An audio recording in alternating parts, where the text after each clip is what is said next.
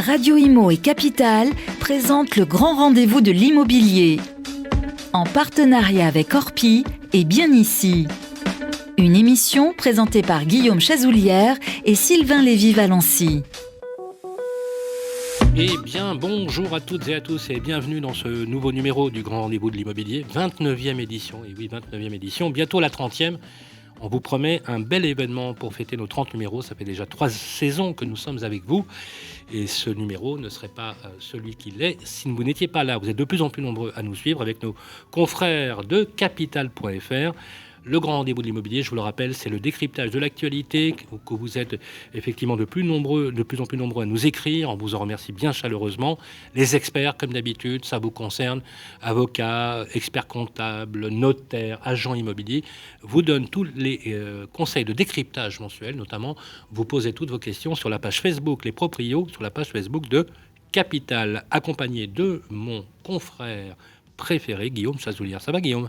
Ça va, Sylvain? Bonjour. Alors, pour ce 29e numéro, mon cher Guillaume, on va parler de ce qui fait grincer un peu, c'est la loi climat et résilience. Oui, une loi qui vient issue des propositions de la Convention citoyenne, on le rappellera, et qui vient d'être adoptée en première lecture à l'Assemblée nationale. Nous allons nous intéresser donc aux conséquences de ce texte, notamment sur le logement. Et on va décrypter ça donc avec le rapporteur du texte sur la partie logement, en tout cas du texte à l'Assemblée nationale, Michaël Nogal, député LREM. Bonjour Michaël. Bonjour. Bonjour Michaël Nogal, je rappelle que vous êtes député de la 4e circonscription de Haute-Garonne. Alors des titres, vous en avez beaucoup, on va en parler, mais en tout cas, ce dossier de la loi climat-résilience fait beaucoup grincer. On va essayer de donner les clés de lisibilité à nos amis, et pour changer un petit peu de style, ce sont surtout beaucoup de particuliers qui nous écoutent, bien évidemment. Alors comme chaque mois, on retrouvera d'ailleurs les rendez-vous habituels, les éditos de David Benbassa, le directeur général de Bien Ici, et son focus IMO, la chronique de Gwenaël Lejeune de l'UFC Que Choisir, très important, c'est la nouvelle version qu'on vous a promise, qui fonctionne très très bien, et nous avons bien sûr nos experts, avocats, notaires, agents immobiliers qui viendront répondre à vos questions. Bienvenue dans ce 29e numéro, et on enchaîne tout de suite pour la première partie de l'interview. Le grand rendez-vous de l'immobilier, le grand témoin. Alors, vous êtes toujours avec nous pour cette 29e édition du Grand Rendez-vous de l'Immobilier avec nos partenaires de Capital. La loi climat est en cours d'examen au Parlement et elle est aussi une loi, on le sait, qui va avoir de lourdes conséquences sur le secteur du logement. Pour en parler avec nous et pour décrypter les principales mesures déjà votées en première lecture à l'Assemblée nationale, nous avons donc le plaisir d'accueillir le député LREM de la 4e circonscription de Haute-Garonne, Michaël Nogal, qui est aussi rapporteur du texte pour la partie logement. Merci d'être avec nous, Michaël Nogal. Et comme de coutume, je laisse la parole pour la première question à Guillaume Chazoulière. C'est gentil, Sylvain. Mais je vous en prie, mon cher Guillaume. Alors rebonjour, Michaël Nogal. La loi climat acte donc l'interdiction de location des passoires thermiques. Les passoires thermiques, c'est les logements les plus mal isolés du parc, selon un calendrier bien précis. Il y a plusieurs dates. Et on va commencer par là. Donc, quelles sont donc ces dates clés que chaque propriétaire bailleur va devoir maintenant avoir bien en tête à l'avenir? Et puis on expliquera aussi l'objectif de tout ça, parce que j'ai cru comprendre que ça pouvait être perçu comme une contrainte. Je montrerai tout à l'heure que c'est une belle opportunité. Vous en aurez l'occasion, et puis notamment on a fait un petit micro-trotte, vous verrez. Donc les passoires thermiques, elles vont être interdites. Les étapes. D'abord, vous savez qu'en 2019, on a adopté la loi énergie-climat, qui était les prémices de cette loi climat et résilience. Donc à partir du 1er janvier 2023, c'est les 90 000 pires logements, pires passoires thermiques classés G, qui vont être interdites de mise en location. Il faut les rénover si ces propriétaires veulent continuer à mettre en location. À partir du 1er janvier 2025, c'est tous les logements classés G, donc ça représente à peu près 600 000 logements. En 2028, on ajoute 1 200 000 logements qui appartiennent à la classe F. Et j'ai ajouté par voie d'amendement en première lecture à l'Assemblée nationale l'échéance de la sortie des passoires E en 2034. Donc entre 2021 et 2034, le défi à relever, c'est de rénover 4,4 millions de logements, sans quoi ils ne pourront plus être mis en location. Mais je rappelle quand même que toutes les aides publiques, et notamment MaPrimeRénov', qui est de plus en plus connue, s'adressent à la fois aux propriétaires occupants et aux propriétaires bailleurs qui, eux, sont concernés. On en parlera des aides, effectivement, mais concrètement, si demain, il y a une interdiction qui me tombe dessus, qu'est-ce que je risque si je loue quand même ? Et en fait, ce qu'on a choisi dans la loi climat et résilience, c'est de faire passer les passoires thermiques dans les logements dits non décents. C'est-à-dire que, par exemple, un logement, vous le savez, je vais donner quelques exemples, mais un logement qui ne contient pas, un logement de moins de 9 mètres carrés, par exemple, ne peut pas être mis en location. Donc ça fait partie des éléments. Exactement, ce sont les mêmes règles, les mêmes mécanismes juridiques. Et les mêmes moyens coercitifs pour t'obliger à ne pas louer, bien évidemment. Et les mêmes moyens avec des recours possibles de la part des locataires, ce qui n'était pas possible aujourd'hui. C'est-à-dire qu'aujourd'hui, si on ne fait rien, on a des locataires qui subissent ces situations. Très concrètement, on parle de passoire thermique, de lettres, mais derrière, il faut se rendre compte ce que c'est de vivre dans un logement classé F ou classé G. C'est des factures énergétiques énormes, c'est un confort dans le logement qui n'est pas au rendez-vous. Donc, ce n'est pas des conditions dignes, décentes pour les Français. Ce qu'on veut faire avec cette loi climat et résilience, c'est de faire en sorte que les Français vivent mieux, que les propriétaires possèdent des biens avec une valeur plus importante, parce qu'un logement rénové demain, c'est un logement qui se vend mieux, c'est un logement avec une plus grande valeur également financière. Et donc, ce qu'on veut faire, c'est accompagner ce mouvement et ne pas oublier, évidemment, les propriétaires occupants. Je vous sais peu avare de controverses et même de débats. Donc, on peut se dire les choses comme elles sont. Bien sûr, j'aime le débat. Donc, voilà. Donc, les étiquettes G et ensuite étiquettes F seront retirées tout simplement du marché en l'absence de... Attendez. Oui. Soyons précis. En l'absence de travaux de rénovation énergétique, c'est bien qualifié dans cette... ce lettrage, on va dire, ne seront plus disponibles à la location. Tout à fait. On en parlera tout à l'heure avec le DPE. Toute personne louant un bien classé F ou G sera un contrevenant au sens de la loi. Exactement. OK. C'est exactement ça. Ces deux on est d'accord que c'est 2034. Pour les E, 2028 pour les F, 2028. Et 2025 pour les G. On va s'arrêter entre 2025 et 2028, vous êtes d'accord ? Bien sûr. OK. Ça représente, si on prend la lettre F et G, un tiers aujourd'hui des logements mis sur le marché. Vous êtes d'accord là-dessus ? Oui. OK. J'enchaîne. Comment on va faire, vu le volume, alors qu'on sait que la demande dans l'ancien est très forte, compression, parce que comme vous le savez, la politique assez erratique de ce gouvernement a provoqué un choc dans le neuf qui est sans précédent. Il faut remonter jusque dans les années 82 pour retrouver si peu de stock dans le neuf, mais ça, vous le savez déjà, monsieur le député. Comment on va faire à l'horizon de 5 ans, 6 ans, alors que déjà on est en berne au niveau du neuf, de l'offre de logement, pour la location notamment, avec des personnes qui ne pourront plus se loger du tout. On est d'accord pour le côté décent, mais je vais prendre un autre exemple. Vous citez que les lettres G et les lettres F, ou on va prendre la lettre G et la lettre F. Pour certains immeubles dans Paris, ce sont des immeubles haussmanniens de très bonne facture, vous le savez aussi. Emmanuel Grégoire, le premier adjoint à la mairie de Paris, a dit il n'y aura pas de rénovation par l'extérieur. N'y pensez même pas, ce sera non. Grosse difficulté d'intervention de rénovation par l'intérieur, comme vous le savez, parce qu'on a des grosses difficultés, puisque l'absence d'une rénovation de la copropriété à l'échelle de la copropriété pose un véritable problème. Comment vous allez répondre aux Français qui ne pourront plus trouver un logement décent sur le marché, puisque non seulement les propriétaires qui ne voudront pas faire les travaux, parce que pas incités, retireront tout simplement leurs biens du marché, le laisseront peut-être vacant, ou essaieront peut-être de le vendre. Risque de désinvestissement, risque de compression du marché et une demande pléthorique. Comment on va la satisfaire Alors, tout ça, on y répond grâce à la loi climat et résilience. D'abord, il faut retenir 3 choses. Grâce à la loi climat et résilience, on va donner un égal accès à l'information à tous les Français grâce au guichet unique sur la rénovation énergétique qui vont être déployés sur tout le territoire. C'est-à-dire qu'on va passer d'une situation où c'était assez difficile, assez disparate l'accès à l'information sur la rénovation énergétique. Là, on l'organise avec des guichets uniques et des maisons France Service qui vont être des points d'entrée, des points d'information de tous les Français. Les maisons France Service, c'est 1000 maisons dans tous les cantons de France. C'est-à-dire que vous habitiez au centre de la capitale, à Toulouse ou au fin fond du Gers ou de la Creuse, vous pourrez avoir accès à cette information qui était plus difficile aujourd'hui. Ça, c'est le premier point. Le deuxième point, c'est quelque chose qui n'a jamais existé et qui est inscrit dans la loi climat et résilience.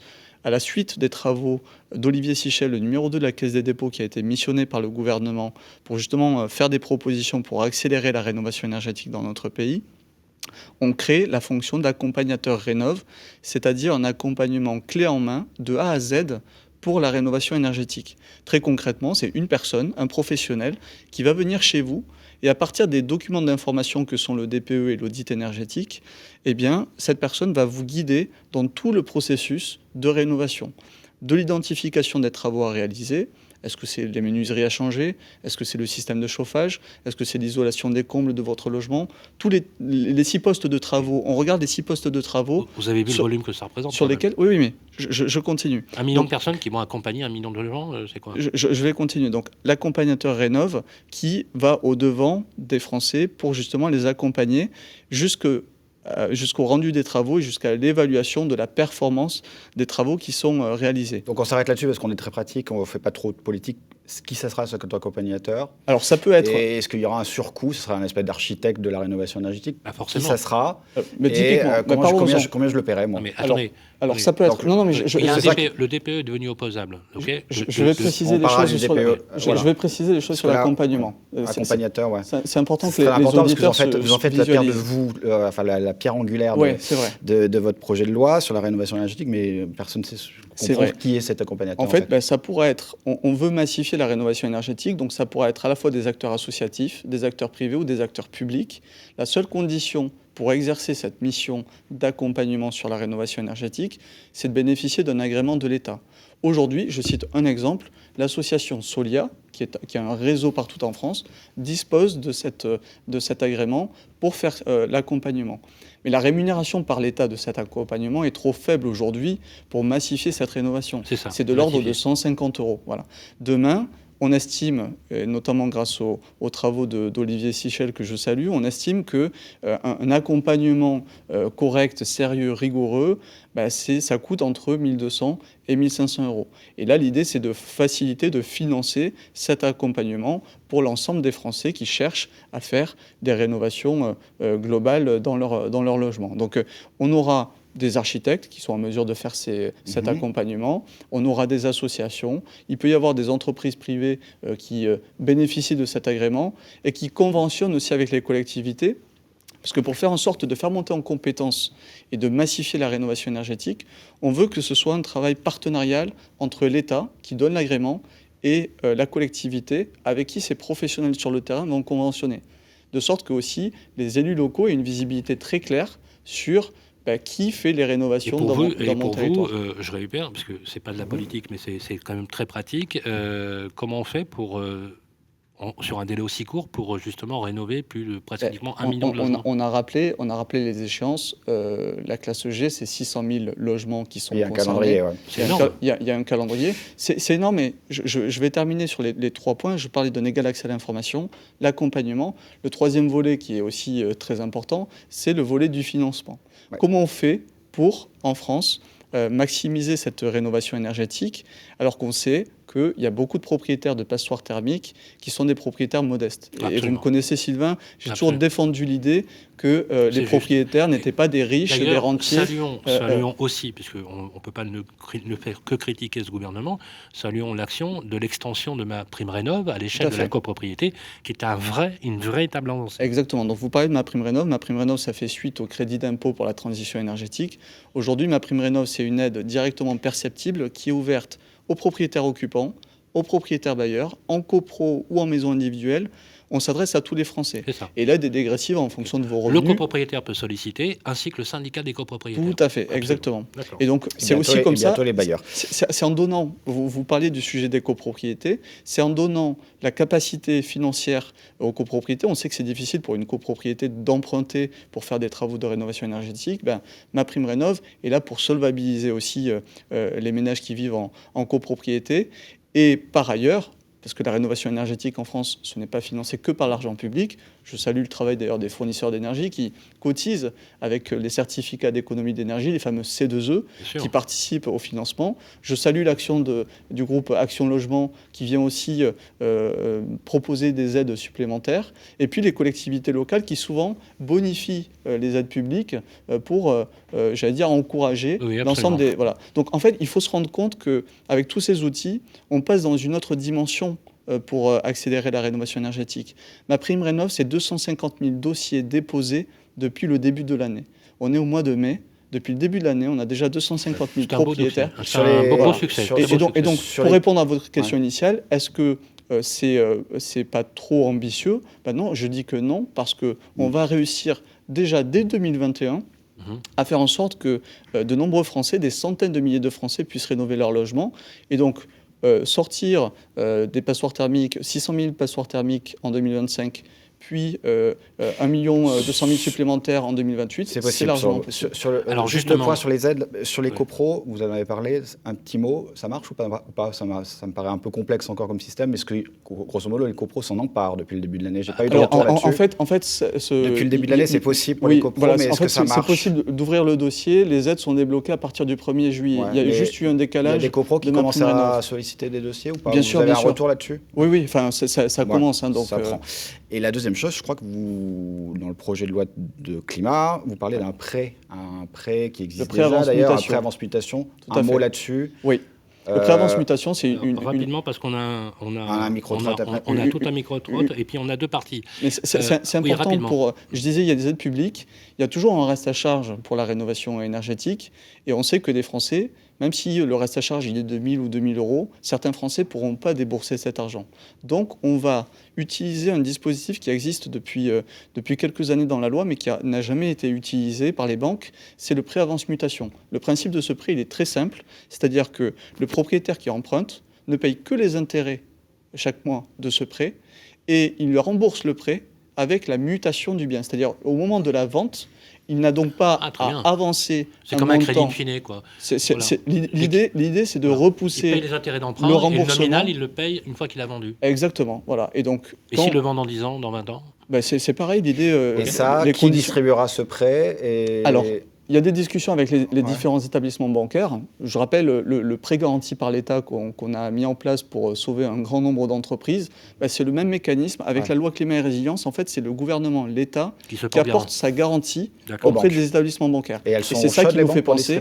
C'est ça qui nous fait penser qu'elles vont être plus à même de le proposer. Ça sera l'objet, pardonnez-moi, mais je suis quand même garant du temps, mon cher Guillaume. Non, deuxième partie, on parle que du DPE. Il est très dynamique, notre Guillaume. Alors j'aimerais qu'on revienne, si vous voulez bien. Après, on parle que du DPE dans la deuxième partie. J'aimerais bien les banques joueront le jeu, et on commence les discussions avec elles. Alors j'aimerais qu'on revienne aux dispositions notamment de cette loi, puisque les propriétaires qui vont lancer des rénovations disposeront d'accompagnateurs. Effectivement, vous avez signé tout ça.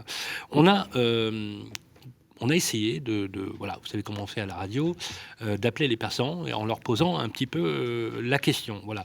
Parce qu'effectivement, on voit bien que dans le dispositif, vous cherchez à inciter les propriétaires plutôt qu'à les obliger. On est d'accord là-dessus. C'est un parti pris. Exactement. En fait, vous voulez motiver tout le monde, c'est une bonne chose.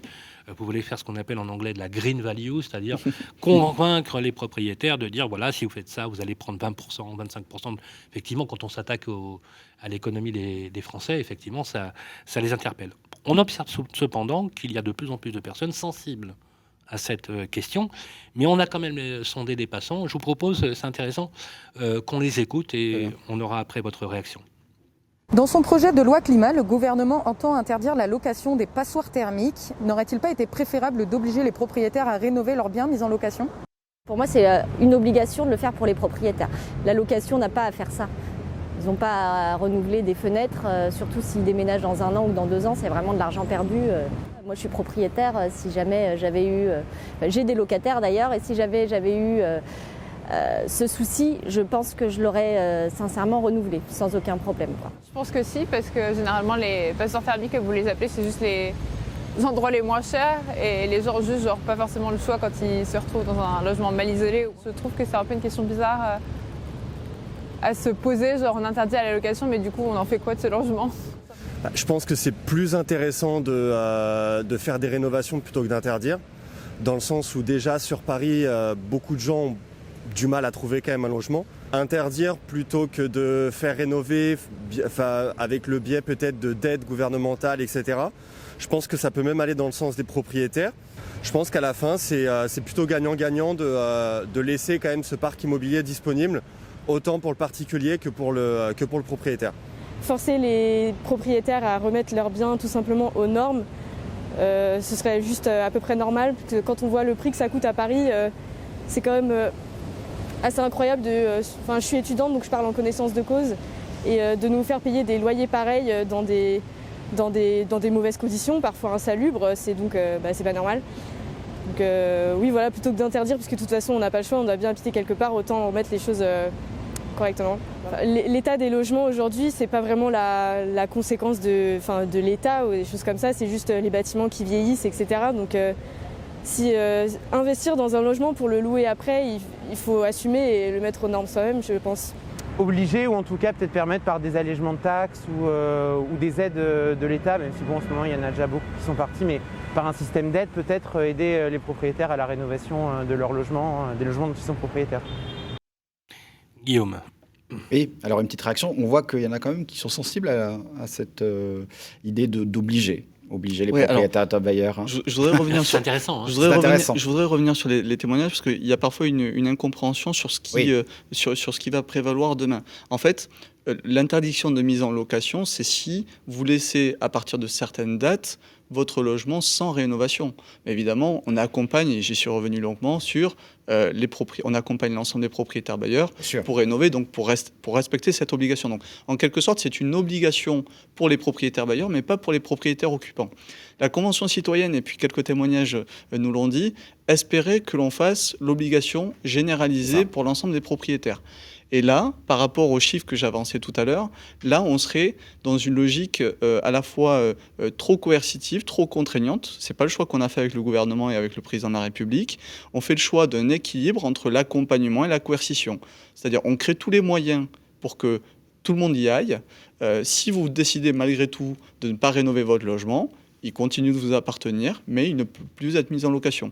Vous pouvez, si vous le souhaitez, vivre dedans, mais vous ne pouvez pas engager. Quand vous êtes propriétaire bailleur, la différence, mais c'est important, c'est que vous avez une responsabilité, et ça a été dit aussi. À l'égard du tiers. Exactement. Mais le propriétaire occupant, à la limite, s'il se contente il jouit de son appartement. Il jouit de son appartement. On est d'accord. Le concept de propriété privée est respecté. Vous n'avez pas touché au concept de propriété privée. Non. Du style être pour leur propre Et d'ailleurs, je doute même, on a fait quelques études juridiques, je doute même que l'obligation pour l'ensemble des propriétaires puisse honnêtement s'appliquer. Donc l'idée, c'est vraiment d'être dans l'incitation. Pareil, on ne va pas forcer des locataires à faire les travaux pour le compte des propriétaires. Hein. Je veux rassurer la dame qui intervenait là-dessus. Vraiment, on accompagne tout le monde. Les aides ont été évoquées dans les témoignages aussi. Les aides, elles s'adressent là aussi à tout le monde. On a déjà évoqué MaPrimeRénov', vous avez évoqué effectivement le prêt avance mutation. Intéressant aussi de ce sujet, je pense que ça va faire beaucoup parler. Justement, on va enchaîner, si vous voulez bien, sur la deuxième partie de notre émission, effectivement. Vous restez avec nous, Michael Nogal. Je crois que est-ce que nous avons un reportage, Guillaume? On a me dit-on dans l'oreillette, on a un reportage. Voilà, nous avons un reportage. Voilà, je ne vais pas encore... Je vais le découvrir en même temps que vous, d'ailleurs. Et donc, on a Sylvain, on est allé voir le spécialiste de la rénovation énergétique, un spécialiste de la rénovation énergétique, Nicolas Moulin, fondateur de Prime Énergie, et il va nous parler des primes, des C2E, des certificats d'économie-énergie, qui est la première aide à la rénovation énergétique. Vous en avez touché un mot tout à l'heure, mais bien loin devant la prime Rénov', c'est les C2E, donc, et on les connaît souvent mal, donc on va l'écouter. On va l'écouter et on va réagir ensuite. Les primes C2E sont aujourd'hui les premières aides financières dont peuvent bénéficier les propriétaires réalisant des travaux d'économie d'énergie. De quoi s'agit-il ? Alors, un particulier qui engage des travaux de rénovation, donc de l'isolation, sa fenêtre, son chauffage, il a le droit en fait à deux grands types d'aides. Il y a l'aide publique, la nouvelle prime Rénov', l'ancien crédit d'impôt, et les primes énergie, qui sont effectivement ces primes issues des certificats d'économie d'énergie. C'est la première aide, la prime énergie, c'est une aide qui en fait est distribuée et financée par les fournisseurs d'énergie. C'est une réglementation européenne qui les oblige à donner de l'argent pour baisser votre facture d'énergie. Ce qui est très important dans toutes les aides, dans toutes les subventions d'économie d'énergie, c'est de faire la demande avant le début des travaux. On le répète toujours, mais en général, on l'oublie. Première chose, je choisis quels travaux réaliser. Je peux m'appuyer sur un auditeur pour faire un audit énergétique et savoir quels travaux réaliser. Derrière, je fais une demande de subvention directement sur notre site. Donc nous, on va vous faire une simulation de votre prime énergie et de votre prime Rénov', la fameuse aide de l'État qui est complémentaire. À l'issue, ça va être engagé, on va s'engager à vous donner de l'argent. Et à ce moment-là, vous pouvez vous engager dans vos travaux. À quel moment vous allez recevoir votre argent? À la fin de vos travaux, une fois que vous allez être facturé. Au 1er juillet, ces aides vont être rabotées pour certains travaux. Lesquels ? Alors effectivement, les primes énergie à partir du 1er juillet 2021 vont être baissées essentiellement dans les travaux d'isolation de combles et les changements de chaudière gaz. Alors ce n'est pas non plus dramatique, hein, elles vont diminuer de moitié, donc effectivement vu comme ça, c'est une réelle baisse. Ce qu'il faut comprendre, c'est qu'avant ces travaux étaient très fortement subventionnés, quasiment à 100%. Donc il y a effectivement une baisse importante sur ces 2 travaux à venir. Quels sont les travaux pour lesquels ces aides vont au contraire être plus importantes à l'avenir ? Alors dans les prochaines années, l'ambition du gouvernement, c'est toujours donner des primes pour toute la rénovation des chauffages, mais plutôt par des pompes à chaleur, hein, donc c'est plutôt énergie renouvelable, hein, ce qu'on va pousser. Et puis derrière, on va également pousser tout ce qui est rénovation globale. C'est quoi une rénovation globale ? C'est une prime qui va vous financer l'ensemble de la rénovation de votre maison d'un point de vue énergétique, avec de l'isolation, du chauffage, changement de fenêtre, mais de le faire en même temps. On va essayer de vous mettre dans un parcours global pour vous aider à réduire votre facture d'énergie précisément de 55%. Une réaction, Michael Nogal, rapidement. D'abord, Prime Énergie peut, par exemple, être cet accompagnateur rénov dont on parlait tout à l'heure, c'est-à-dire le professionnel qui a la visibilité complète sur les aides. C'est pas la seule plateforme qui existe. Hein, non, bien sûr. C'est ce type d'acteur. Voilà, c'est ce type d'acteur qui a une visibilité complète, qui sait dire, par exemple, dans un logement, pour passer de la classe G à la classe C, B, A, il va falloir soit travailler sur les menuiseries, soit travailler sur l'isolation des planchers et des combles, soit travailler sur le système de chauffage qui n'est pas performant ou qui est très polluant. C'est tout ça qu'on veut faire. La question des C2E, des certificats d'économie d'énergie dont je parlais tout à l'heure, est très bien expliquée là. C'est-à-dire ces acteurs privés.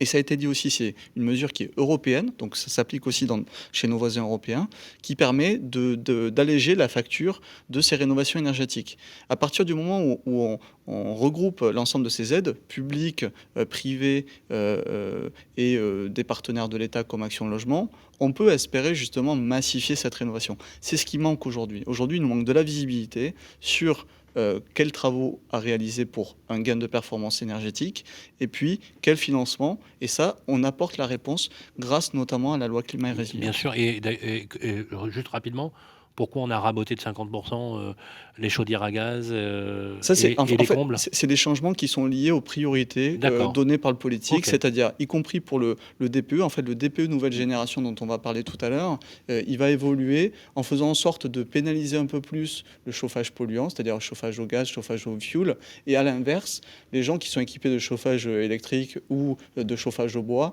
sont un peu plus avantagés dans le mix énergétique et dans l'étiquette qu'on retient à la fin. Merci beaucoup, Michael Nogal. Vous restez avec nous. C'était sujet extrêmement intéressant qui vous intéresse beaucoup. Bien évidemment, vous restez avec nous. Nous allons poursuivre cette émission avec notre ami David Benbassa et son édito. Mais avant ça, c'est Ça vous concerne, première partie, avec nos experts. Voilà, restez avec nous. Le grand rendez-vous de l'immobilier revient dans un instant. Vous et moi, on se connaît bien. On se voit tous les jours. Vous pouvez trouver que j'ai du charme, que je suis un peu démodé, ou trop isolé. Je suis capable de faire rêver, comme d'empêcher de dormir. Mais même quand je ne suis pas là, on parle de moi. Et s'il arrive que l'on me quitte, c'est toujours bon de me retrouver. De m'avoir, tout simplement.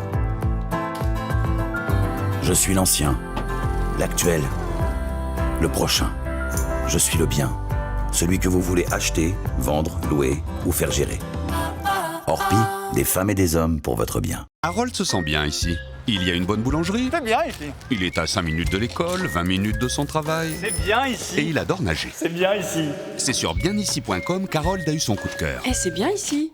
Pour une recherche immobilière innovante, par vie de quartier et temps de trajet. Bienici.com, la meilleure façon de trouver son futur logement.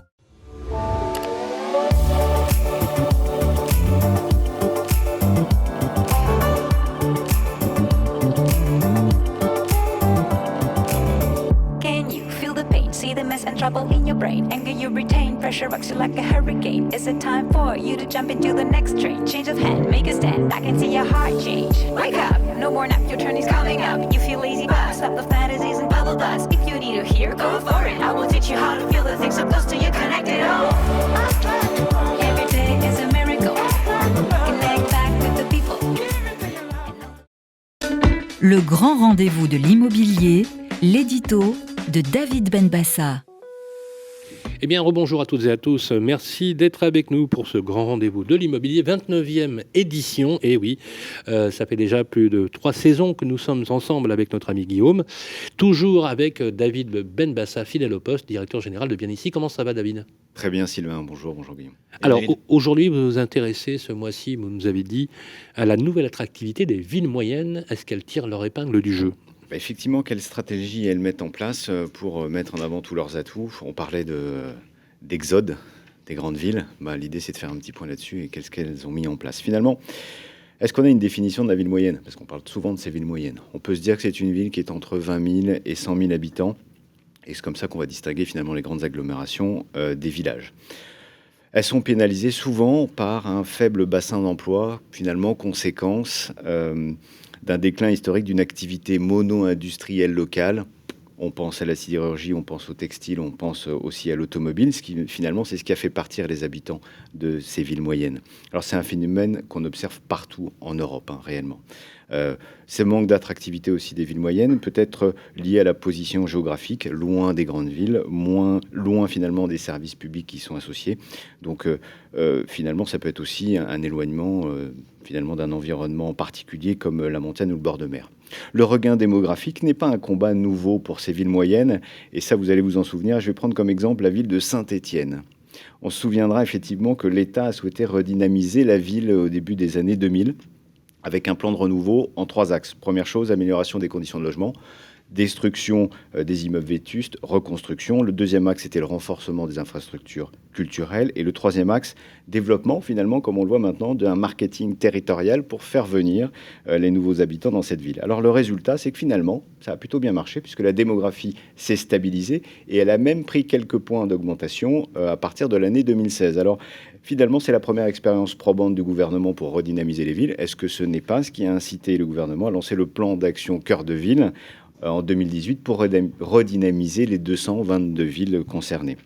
Alors finalement, pour une commune, attirer des habitants, c'est un enjeu économique, c'est un enjeu politique, parce que les ménages, c'est aussi des impôts locaux qui arrivent, c'est le développement de la ville, la dynamisation de l'économie locale, mais c'est aussi, ça permet de bénéficier de services publics, ça permet de bénéficier de conseillers municipaux et de budgets associés au niveau national. 70% de la population européenne est citadine, mais figurez-vous que seulement 1 personne sur 2 choisit d'aller vivre dans une ville de moins de 100 000 habitants. C'est assez marquant. Mais ça, c'était avant. Ça, c'était avant peut-être la crise sanitaire, parce qu'avec le confinement et le télétravail, de plus en plus de Français sont prêts, seraient prêts. Ils passent le pas, quoi. Ouais. Je mets du conditionnel, seraient prêts effectivement à aller chercher ces villes moyennes. J'ai quelques chiffres là-dessus. On va donner une chiffre d'une étude, l'étude BVA réalisée pour NGE, qui est un groupe français de travaux publics, en janvier 2021. Les 20-35 ans choisissent leur ville de résidence en fonction de 3 choses principales. La première chose, le coût de la vie, 54%. La deuxième chose, c'est la sécurité et le niveau de pollution en ex-aequo à 47%. Et le troisième ou quatrième élément, c'est le bruit, le niveau de bruit, pour 44%. Finalement, tout ça, c'est une aubaine pour les villes moyennes qui ont à cœur de saisir cette opportunité et communiquer sur ce qui fait leur atout, ce calme, ce bien vivre. C'est pour ça qu'on a vu plein de campagnes d'affichage dans le métro parisien, en télé, vantant les grands espaces, le quotidien moins stressant et même des prix immobiliers plus attractifs. Alors les municipalités, en tout cas celles-ci, chouchoutent leurs nouveaux arrivants. Alors on voit plein de choses, la mise en relation avec les crèches et les écoles, même avec des agences immobilières. Il y a effectivement de l'aide à la recherche d'emploi pour le conjoint qui viendrait en même temps que la personne qui déménage, des nouveaux équipements de loisirs, l'ouverture de classes supplémentaires dans les écoles. Bref, elles font tout ce qu'il faut pour jouer la carte finalement de l'intérêt. Elle joue aussi la carte, j'ai oublié de le dire, de l'écologie en mettant en avant des transports en commun propres ou même des pistes cyclables. Mais bon, là, Paris n'a rien à envoyer, je crois, en termes de pistes cyclables. Bref, certaines d'entre elles vont même chercher, effectivement, outre les particuliers, à séduire les entreprises, s'assurer de la diversification des services offerts sur le territoire pour pas qu'il y ait trop de concurrence, mais aussi que ce soit en accord avec la demande. Elles vont même assurer un accompagnement à la digitalisation, mais aussi mettre en place des services de livraison à domicile. Bref, ça se développe beaucoup. Ce qu'on constate sur Bien Ici, oui, un individu sur deux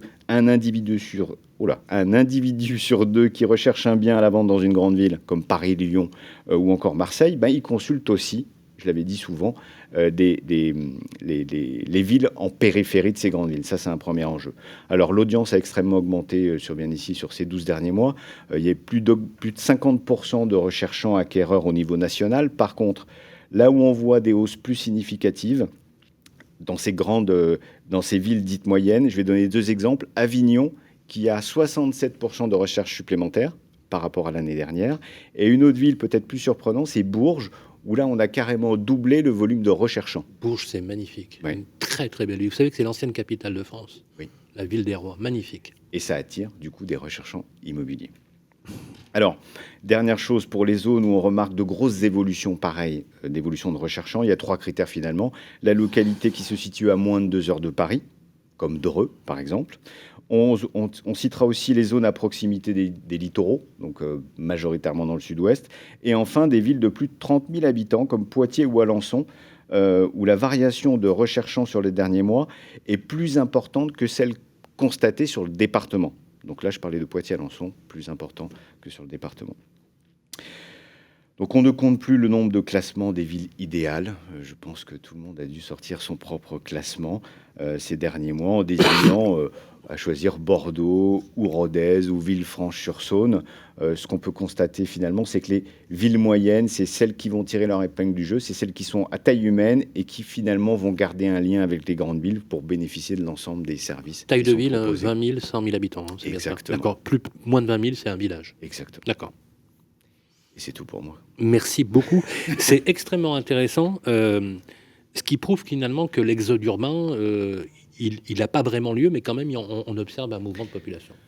On observe, je pense que ça va prendre beaucoup plus de temps. Okay. Mais c'est dans les faits. Alors, il y a une chose qui me frappe dans votre étude, c'est qu'on ne parle pas de la connectivité. Vous savez, le déploiement de la fibre, la connectivité, c'est un des critères de choix aussi. C'est un critère de choix. Absolument. Merci beaucoup, David. Vous restez avec nous. On va appeler, c'est l'heure du Focus Immo. On va appeler un agent immobilier qui est installé à Colmar. C'est tout de suite. Le grand rendez-vous de l'immobilier, Focus, marché de l'IMO, par David Benbassa. Eh bien voilà, merci d'être avec nous toujours avec notre ami David Benbassa qui nous éclaire de ses lumières. Là, on a vu l'attractivité des villes moyennes pour les 25-35 ans. David, vous avez appelé un agent immobilier qui est en ligne d'ailleurs avec nous. Absolument. Je souhaitais que l'on puisse joindre Yannick Meyer. On parle de ville moyenne, on va parler d'une belle ville qui est celle de Colmar, puisque M. Meyer est le patron de 2 agences Remax, une à Colmar et une à Guebwiller. Et je trouvais que c'était intéressant de l'interviewer sur le sujet. Quelle belle région, Colmar. Yannick Meyer, est-ce que vous êtes avec nous en ligne ? Bonjour, oui, je suis bien en ligne. Merci David. Vous avez la main. Alors, merci Sylvain. Yannick, là, peut-être la première question. Est-ce que vous avez constaté une différence dans les profils de vos clients ces derniers mois ? Eh bien, pas particulièrement, non. C'est-à-dire que vous n'observez pas des personnes qui ont une attractivité sur votre territoire, qui ont quitté les grandes villes. Effectivement, c'est un peu facile de dire ça, mais qui ont quitté Strasbourg, par exemple, ou d'autres grandes métropoles pour venir s'installer chez vous. Eh bien, à Colmar, c'est assez habituel. La clientèle dont vous parlez là est un petit peu notre clientèle habituelle. C'est-à-dire qu'il n'y a pas eu de changement particulier ces derniers temps au niveau des prospects. Colmar a toujours été un marché très dynamique et la proximité avec Strasbourg, Mulhouse, Fribourg, Bâle font que ce sont toujours les familles intéressées par la qualité de vie qu'on peut trouver à Colmar qui ont été nos clients. Est-ce que ça veut dire que finalement le secteur dans lequel vous êtes est une situation géographique idéale pour des personnes, par exemple, qui travailleraient à Strasbourg et donc en Colmar, effectivement, on a une attractivité de prix, un accueil c'est beaucoup plus intéressant d'aller chez vous ? Oui, c'est exactement ça, tout à fait. Et pour une qualité de vie aussi qui plaît beaucoup aux familles qui ont des enfants, qui veulent profiter de la nature, du calme de la ville. Vous parlez de la typologie des familles. Est-ce que du coup, de la même façon, la typologie des biens recherchés a évolué ou on est toujours sur des maisons qui vont pouvoir accueillir ces familles? Est-ce que ça a évolué? Justement, la demande principale de l'acquéreur type à Colmar a toujours été la maison sur son jardin. D'accord. Est-ce que Colmar, on parlait des villes moyennes qui veulent communiquer, si on conclut un petit peu votre message, c'est que finalement, Colmar et l'Alsace a toujours énormément communiqué sur les bienfaits de sa région, donc finalement, ça a pas, vous avez bénéficié de tout ça, mais rien n'a évolué en ce sens, la communication reste la même. Oui, tout à fait. L'Alsace a toujours été une région qui a su se vendre, qui a toujours été présente au niveau communication à Paris et dans les principales villes européennes. On a toujours eu des partenariats historiques très solides avec l'étranger. Et Colmar a toujours été actif là-dedans et on a toujours profité, effectivement. En termes de prix, Yannick, soyons clairs, si on va à Colmar, c'est effectivement pour la qualité de vie, mais entre nous, quand on va à Colmar, c'est aussi, on a des prix beaucoup moins chers que dans la région strasbourgeoise ou la métropole. On est d'accord ou pas? Oui, on est d'accord. Alors, c'est quoi le niveau de prix moyen pour une maison? Allez, on va prendre une famille avec 2 enfants, 120 mètres carrés en moyenne, une maison avec un jardin entre 150 et 300 mètres carrés de jardin. Ça va chercher dans les combien dans Colmar Intramuros? Dans les 320, 350 000 euros. C'est très attractif en termes de pricing. En fait, vous voulez dire que par rapport à une maison, on est à peu près, si on prend le côté type à 100 mètres carrés, on serait à 3 000 euros du mètre, max? Oui, quelque chose comme ça, ouais, tout à fait. Très bien. Et sur du résidentiel, sur de l'immobilier collectif? Alors dans l'ancien, on est à 2200. On est à 2200 euros le mètre carré à peu près. Et sur le neuf? Sur le neuf, on est entre 3000 et 4500. Ok, dans les grands secteurs. Mais écoutez, Yannick Meyer, je vais vous dire une chose. Je vais lancer un message. Allez tous à Colmar. Oui. Voilà. Vous en mettez un de côté pour Sylvain. Voilà, vous en mettez un de côté pour moi. Je pense qu'il y a des belles rentabilités locatives aussi. En tout cas, c'était un plaisir de vous avoir au téléphone. Merci beaucoup, Yannick. Avec plaisir. Merci, Yannick Meyer, Yannick Meyer, qui est le patron de 2 agences Remax à Colmar, voilà, et l'autre ville, et à Cap-Villers. Voilà, là où il faut aller. Et en plus, il y a des vins blancs de très très bonne qualité. À tout de suite, on enchaîne. Le grand rendez-vous de l'immobilier, ça vous concerne. Eh bien, rebonjour les amis, merci d'être avec nous pour votre grand rendez-vous de l'immobilier, 29e édition. C'est notre séquence, deuxième partie, ça vous concerne. Les meilleurs experts de l'immobilier sont dans le grand rendez-vous de l'immobilier. Avec vous, l'ami Vincent. Oui, mais avec un nouveau venu, Sylvain Guillaume, dans la séquence. C'est Gauthier Fontaine qui est avec nous. Bonjour. Bonjour. Bienvenue. Vous êtes agent immobilier, c'est le réseau La Forêt. Vous êtes à Paris et dans le 5e arrondissement, il y a 2 agences. Redites-nous les rues rapidement. Tout à fait ça. Alors, une rue Monge et l'autre rue Gay-Lussac. Rue Gay-Lussac. On a 2 questions pour vous qu'on a retrouvées sur le groupe Facebook Le Club des Proprios. La première, c'est Anne-Sophie qui nous la pose. Elle envisage de vendre pour acheter. Quel avantage peut-elle avoir à souscrire un prêt relais? C'est sa question. Et quels sont les taux actuellement pratiqués sur ce type de prêt? D'ailleurs, peut-être même rappeler ce que c'est qu'un prêt relais. Oui, tout à fait. Le prêt relais, très concrètement, c'est une avance de trésorerie sur une vente future. C'est ni plus ni moins ça. Donc, il est souvent indiqué quand l'achat d'un bien se fait via la vente d'un bien précédent. Donc voilà. La question, c'est de savoir alors comment la banque va faire pour pouvoir estimer, évaluer ce bien. Elle fait appel en fait à des experts, à des agents immobiliers avec 2 estimations souvent. Et elle va prendre 70%, 70% de la fourchette basse de l'estimation. Alors après, il se peut aussi que le bien ait déjà fait l'objet d'un compromis et dans ce cas-là, elle va prêter sur la base de 70% du prix affiché sur le compromis. Donc voilà. C'est quoi son avantage? Elle décode de 30%. C'est à peu près ça. Pourquoi? Alors parce qu'elle prend... Dire d'expert, moins 30. C'est à peu près l'usage, c'est 30%, c'est-à-dire que... Mais c'est comme le prêt hypothécaire. C'est un filet de sécurité, en fait. Elle se dit... Un prêt hypothécaire, c'est un peu la même chose. Voilà, c'est un petit peu la même chose, c'est exactement ça. Sauf que le prêt hypothécaire, je crois que ça peut descendre jusqu'à 50% par rapport à la valeur du bien. Tout à fait, tout à fait. Et là, c'est pareil. Alors, ça peut descendre aussi plus bas, hein, ça va véritablement dépendre des banques. Ça peut monter aussi un petit peu plus haut. Ça va monter plus haut, évidemment, si notamment il y a déjà un acheteur et il y a déjà un compromis qui est signé. Encore une fois, c'est un vrai filet de sécurité. Donc on me prête 70% de la valeur de mon bien, et après comment ça se passe? Une fois que ces 70% sont prêtés, c'est d'ailleurs un des avantages du crédit relais, c'est sa véritable souplesse. Hein. C'est-à-dire que il est valable 1 an, hein, c'est contracté pour une durée d'1 an, exactement, et c'est prorogeable 1 an supplémentaire. Hein. Donc ça permet de laisser un petit peu... Et c'est plafonné à 2 ans. C'est plafonné à 2 ans, ouais, tout à fait. Donc ça laisse du temps quand même pour vendre son bien. Hein. Est-ce que les taux sont élevés? Les taux sont... non. Oui, c'est à peu près 0,75, 1% hein, en termes de taux. En revanche, l'avantage, c'est que vous allez rembourser uniquement justement sur la période en question les intérêts et l'assurance. Hein, donc c'est ce qui permet véritablement... C'est comme un crédit in fine, quoi. C'est exactement Le problème, c'est que si je mets longtemps à vendre, je me retrouve avec 2 prêts. C'est mon prêt actuel et puis ce prêt.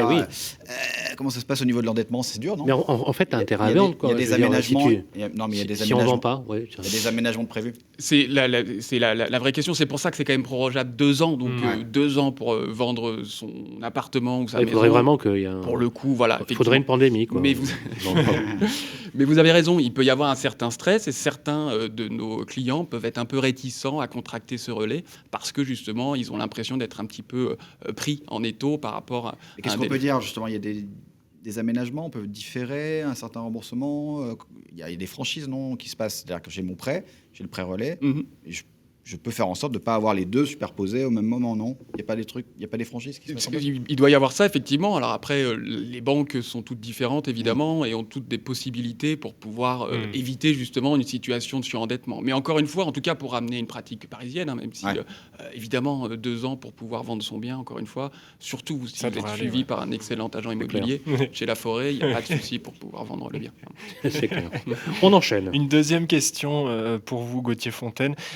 Question de Rose, toujours sur le groupe Facebook, le Club des Proprios. Rose s'apprête à mettre en vente sa maison. Un agent immobilier lui a signifié qu'elle n'était pas obligée de réaliser le DPE, le diagnostic de performance énergétique, étant donné que son logement venait d'être fait à neuf et qu'elle ne disposait d'aucun recul sur sa nouvelle consommation d'énergie. Ces arguments lui semblent un peu douteux. Est-ce qu'elle a raison, Rose ?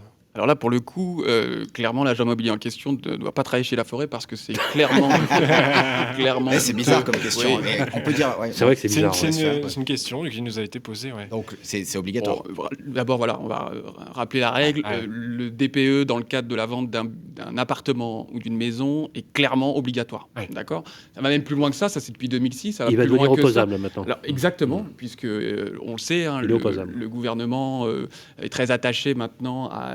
s'attaquer à ce qu'il appelle les passoires thermiques. Donc voilà, donc ça va devenir effectivement opposable, mais depuis 2006, c'est obligatoire. Et ça va même plus loin que ça, depuis 2011, pour pouvoir diffuser une annonce, pour pouvoir diffuser un bien, il faut ce DPE. Donc il est nécessaire avant toute publicité. Vente ou location. Alors justement Gauthier, vous avez bien raison de le dire, parce qu'on voit la différence entre les professionnels de l'immobilier professionnels et certains agents immobiliers un peu moins délicats. Parce que souvent sur les annonces, c'est marqué DPE en cours, DPE non disponible, etc. Une fois sur 4. Alors ça, pour le coup... On est d'accord. Oui, normalement, il ne devrait pas la publier. Ah non. La seule chose, par contre, qui peut exister, pour répondre parfaitement à Rose, c'est que si les données sont véritablement inexploitables, alors, dans ce cas-là, vous avez la mention DPE vierge. Oui, et attention, c'est pas en cours, mais c'est en vierge. Mais absolument. C'est très clair. C'est très clair. Et d'ailleurs, alors, ce qu'on peut dire aussi à Rose, c'est que, normalement, vu la norme, le neuf présente plus de caractéristiques d'économie d'énergie, oui, faut le dire. Mais là, il est refait à neuf. C'est pas forcément dans le neuf. On est d'accord. On est d'accord. Donc, il faut simplement dire à ce monsieur de changer de métier. Mais c'est très clair. C'est très clair. Il disposait d'aucun recul sur sa consommation d'énergie. Oui, mais alors, le truc, c'est qu'il y a 2 méthodes, rapidement. Oui, il y a deux méthodes de toute façon.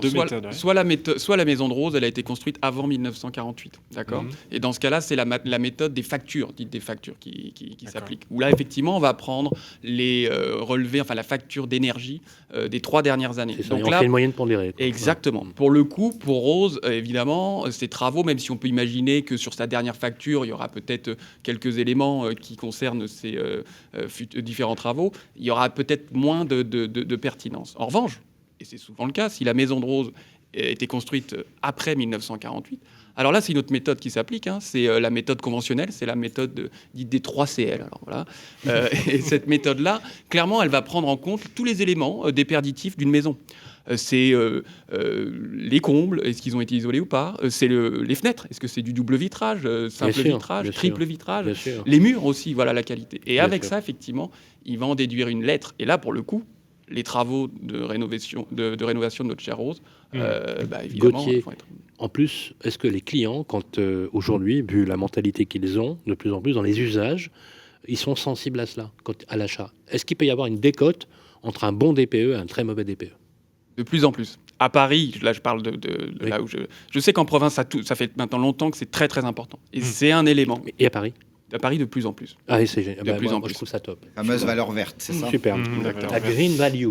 Voilà. Merci beaucoup, Gauthier Fontaine. Merci à vous. Agence La Forêt à Paris, dans le 5e arrondissement. On se retrouve tout à l'heure avec un nouvel expert, avocat, spécialiste en logement Airbnb. Absolument. Et comme vous le savez, les amis, chaque mois, ça vous concerne. Et ça vous concerne avec nos experts. Merci Gauthier Fontaine. Merci. Je rappelle que vous êtes agent immobilier, effectivement, avec 2 agences, rue Gay-Lussac et rue Monge. C'est là où vous devez aller si vous voulez acheter. Bon, il vous faudra un petit peu de moyens, surtout si vous voulez aller du côté du Panthéon. Voilà, on se retrouve tout de suite pour notre prochaine séquence. Merci. Le grand rendez-vous de l'immobilier revient dans un instant. Vous et moi, on se connaît bien. On se voit tous les jours. Vous pouvez trouver que j'ai du charme, que je suis un peu démodé ou trop isolé. Je suis capable de faire rêver comme d'empêcher de dormir. Mais même quand je ne suis pas là, on parle de moi. Et s'il arrive que l'on me quitte, c'est toujours bon de me retrouver. De m'avoir, tout simplement. Je suis l'ancien, l'actuel, le prochain. Je suis le bien, celui que vous voulez acheter, vendre, louer ou faire gérer. Orpi, des femmes et des hommes pour votre bien. Harold se sent bien ici. Il y a une bonne boulangerie. C'est bien ici. Il est à 5 minutes de l'école, 20 minutes de son travail. C'est bien ici. Et il adore nager. C'est bien ici. C'est sur bienici.com qu'Harold a eu son coup de cœur. Eh, c'est bien ici. Pour une recherche immobilière innovante, par vie de quartier et temps de trajet. Bienici.com, la meilleure façon de trouver son futur logement.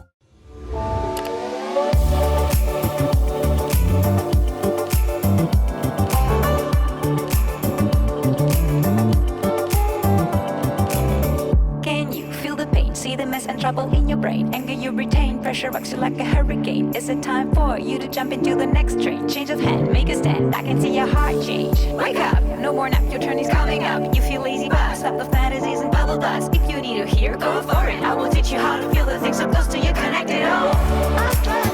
Every day is a miracle. Connect back with the people. Le grand rendez-vous de l'immobilier, le grand témoin.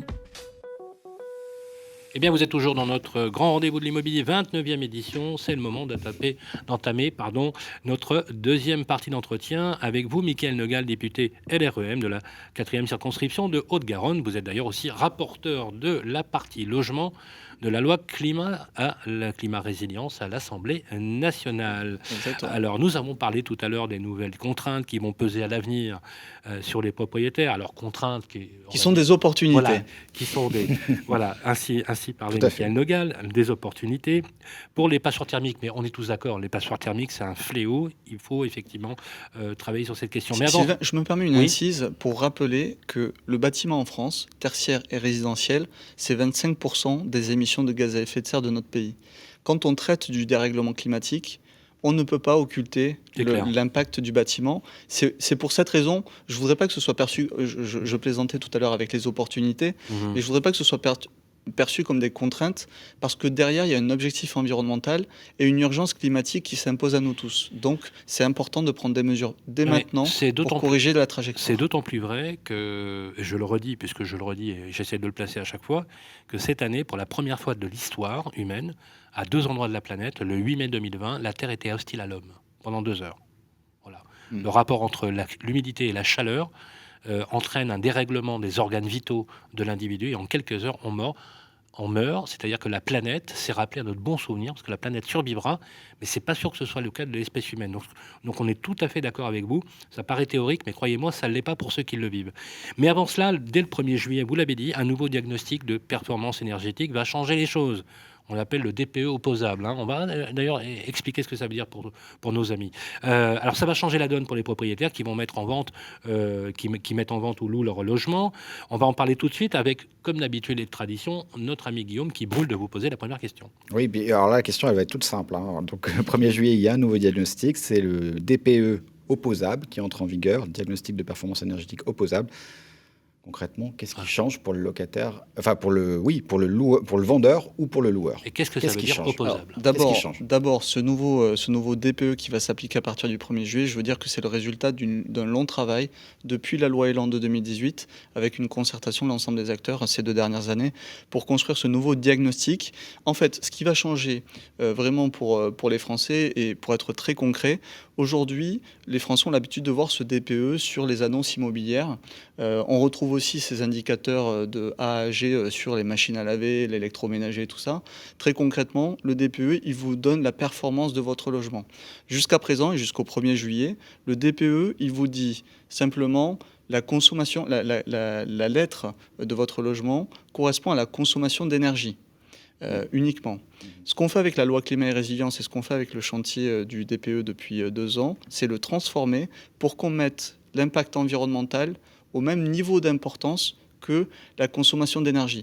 Très concrètement, votre logement est classé D en termes de consommation d'énergie et il est classé E en termes d'émissions de gaz à effet de serre. Eh bien, l'étiquette que l'on retiendra demain, à partir du 1er juillet, ce sera la moins bonne, donc la classe E. C'est ainsi qu'on a, à partir du 1er juillet, environ 800 000 logements qui n'étaient pas des passoires thermiques qui vont le devenir et 800 000 logements qui étaient des passoires thermiques et qui vont sortir de cette classification de passoires thermiques, c'est-à-dire des logements classés F et G, notamment pour des raisons de chauffage. Je le disais tout à l'heure, si vous êtes chauffé au fioul, forcément ça pèse beaucoup sur les émissions de CO2 et donc vous pouvez voir une étiquette dégradée du fait de ce mode de chauffage. Effectivement, vous rajoutez une nouvelle grille de lecture. On verra sur le côté opposable. D'ailleurs, vous me tendez une perche, mais juste, je me permets. Je voulais revenir dessus après, mais on va en parler tout de suite. Justement, vous n'avez pas peur de créer une espèce, son mauvais jeu de mots, usine à gaz là-dessus, parce qu'effectivement, on se retrouve avec d'un côté la performance énergétique, de l'autre l'émission de gaz à effet de serre, mais on ne sait pas quel type de travaux on va faire. Alors, on n'y comprend rien. Si je prends la plus mauvaise, j'ai pris un exemple et vous me dites si je me trompe. Imaginons si je remplace une chaudière à gaz. Alors, attendez. Je remplace une chaudière à gaz par un système plus propre. Ouais. Donc, je vais réduire mes émissions de gaz à effet de serre. On est d'accord? Bien sûr, une pompe à chaleur, par exemple, vous pouvez, et avec des aides de l'État notamment. Mais il n'est pas dit que cette pompe à chaleur soit plus performante, une consommation énergétique plus performante que mon ancienne. En général, c'est donc je vais améliorer d'un côté quelque chose et je peux détériorer autre chose. En fait, ça ne va pas émettre de carbone beaucoup moins, par contre, ça va coûter aussi cher. C'est une très bonne question. Ce que je veux dire, c'est qu'à un moment donné, comment on va faire là aussi pour guider les gens parce que, très bonne question. C'est une très bonne... Bravo, Guillaume. Je me suis forcé, j'ai du mal.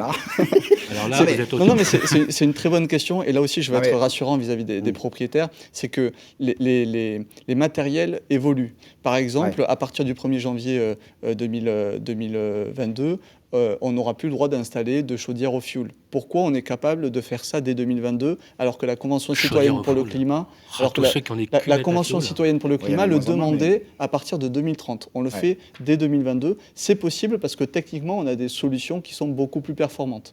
Et de fait, malgré tout, même si on retient la moins bonne des étiquettes entre la consommation d'énergie et les émissions de gaz à effet de serre, notamment sur la question du chauffage, c'est lié. Et un logement qui est mieux isolé est un logement qui émet aussi moins de CO2. Donc en fait, vous n'allez pas avoir d'écart non plus entre une consommation d'énergie classée A et un impact mais environnemental. ça nécessitera peut-être assez d'aller léger. un peu plus loin des fois dans les travaux, pas simplement changer ma chaudière et peut-être faire d'autres travaux d'isolation pour pas. Bien sûr, et on revient aux travaux globaux. C'était évoqué par le président de Prime Énergie tout à l'heure, où on parle aujourd'hui de rénovation globale et de rénovation performante. Ce qu'on veut faire, c'est de traiter l'ensemble des 6 postes de travaux de la rénovation énergétique pour en effet faire un saut de classe qui soit concret et qui corresponde à la trajectoire de lutte contre les émissions de gaz à effet de serre. L'idée, c'est pas de passer de la classe G à la classe F juste parce que vous avez changé des fenêtres ou parce que vous avez changé votre chauffage. L'idée, c'est de faire un bond en avant et que demain, votre facture d'énergie baisse, que vous vous sentiez mieux dans votre logement. On comprend pourquoi il faudra des accompagnateurs. Effectivement, ça va devenir exactement, parce vraiment que ça va devenir technique. Et cet histoire. accompagnateur Rénov', on réfléchit à le rendre obligatoire à partir d'un certain niveau de travaux, 5 000 euros, 10 000 euros, c'est en train d'être discuté. Mais l'idée, c'est de s'assurer, parce qu'on ne l'a pas assez fait par le passé et on a eu tendance à dépenser de l'argent public sans vérifier le gain de performance énergétique. Ça peut paraître aberrant pour les gens qui nous écoutent, mais jusqu'à présent, on n'avait pas cette évaluation post-travaux pour s'assurer qu'il y avait un gain de classe énergétique. Et donc ça aussi, ça va changer. Et encore faut-il chiffrer avec des maîtres d'ouvrage, par exemple, pour ces opérations, bien sûr. Une volonté de bien financer. Ce sera le rôle des professionnels qui accompagneront. Les diagnostics et les études préalables. Tout à fait. J'étais sur BFM, justement, on parlait de ce sujet. Le ministère du Logement a publié effectivement une étude où il évalue à peu près le coût de la rénovation entre 150 et 200 euros du mètre carré.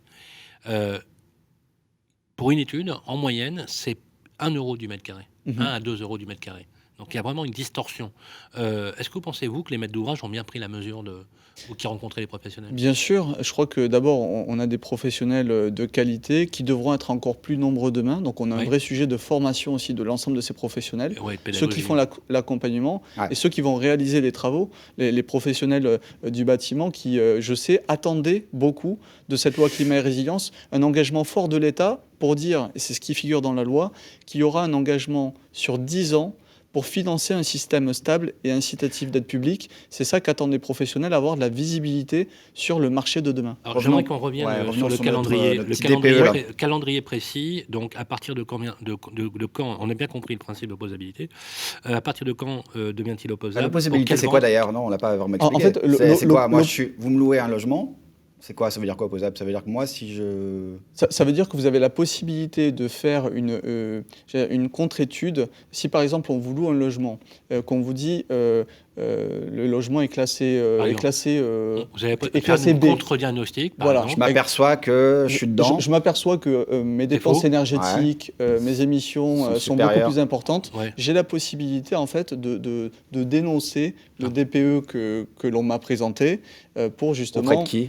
Auprès de la justice, en fait. C'est auprès de la justice que ça se fait. Le locataire et le propriétaire ont la possibilité de le faire. Moi, je rappelle toujours que le DPE opposable, c'est une protection supplémentaire pour le propriétaire et le locataire. Vous avez donné en fait un fonds juridique au DPE. Je précise simplement que la justice, après, peut se retourner vers le professionnel qui a fait le DPE, qui serait un DPE et ça, à partir de quand ? À partir du 1er juillet. À partir du 1er juillet. L'acheteur et le locataire. Donc, si je me rappelle bien de mes études de droit, donc le principe d'opposabilité, c'est qu'en fait, vous dotez le DPE d'un outil juridique, c'est-à-dire que ça devient un moyen qui peut même rendre nul un acte, et in fine, par exemple, ça peut être un bail de location ou autre, dans les cas extrêmes, et c'est la justice du conduit. Donc vous avez donné un moyen à la justice pour trancher. C'est la justice qui rend nul un bail, attention, c'est ni le locataire ni le propriétaire. Vous donnez au DPE un moyen d'exercice de recours auprès de la justice. Il y aura aussi des nouvelles obligations d'affichage sur ce DPE, non ? Alors, justement, obligation d'affichage en matière d'affichage, merci Guillaume,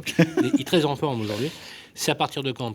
1er février 2022 ? Alors, pour les professionnels de l'immobilier, c'est déjà une obligation, c'est-à-dire depuis la loi énergie-climat, on avait voté cette obligation dans la loi énergie-climat. Et là, avec la loi climat et résilience, je suis désolé, ça fait beaucoup de lois qui se succèdent, mais c'est important de rappeler rappeler le calendrier. Cette obligation, elle va aussi concerner les propriétaires qui mettent en location et qui gèrent de particulier à particulier. C'est 2/3 du marché aujourd'hui qui est géré de particulier à particulier. Et on travaille avec la ministre Emmanuelle Wargon et avec les plateformes. D'ailleurs, je salue vraiment le travail fait en partenariat avec PAP et Le Bon Coin pour qu'à partir du 1er juillet, justement, sur les annonces de particulier à particulier, figure bien le DPE nouvelle génération sur l'ensemble des annonces immobilières, parce que on le voit en particulier, c'est vrai, sur ces annonces de particulier à particulier, les informations sont souvent manquantes concernant la performance. Il faut rappeler qu'aucune annonce ne peut être postée, ça faut le dire à nos amis, aucune annonce postée sur un moteur de recherche qui ne figure pas le DPE, même si c'est marqué DPE en cours. Pour les maisons unifamiliales, c'est DPE vierge, par exemple pour du neuf, etc. Tout à fait. Mais en aucun cas, quand c'est en cours, vous ne pouvez pas l'acheter, ils n'auraient même pas le droit. D'ailleurs, c'est à se poser la question de certains portails qui acceptent de publier des annonces en mettant DPE en cours. C'est pas très. C'est pour ça que moi cool. je veux quand même saluer les plateformes avec qui on travaille. Et elles jouent le jeu.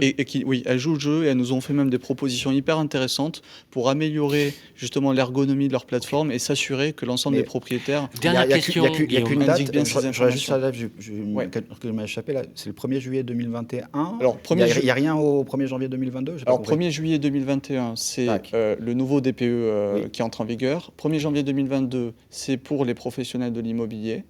Et l'affichage pour voilà, l'affichage et ensuite en obligation sous peine de sanction. Et pour les particuliers, les propriétaires bailleurs particuliers, ce sera 1 an après la promulgation de la loi. Ça, je ne peux pas vous donner la date exacte, mais théoriquement, à partir de fin 2022, ça s'applique aussi pour les propriétaires bailleurs. Parlons sous-sous. Oui, très rapidement. Ça va coûter plus cher tout ça, non? Alors. C'est plus compliqué, ça demande plus d'expérience.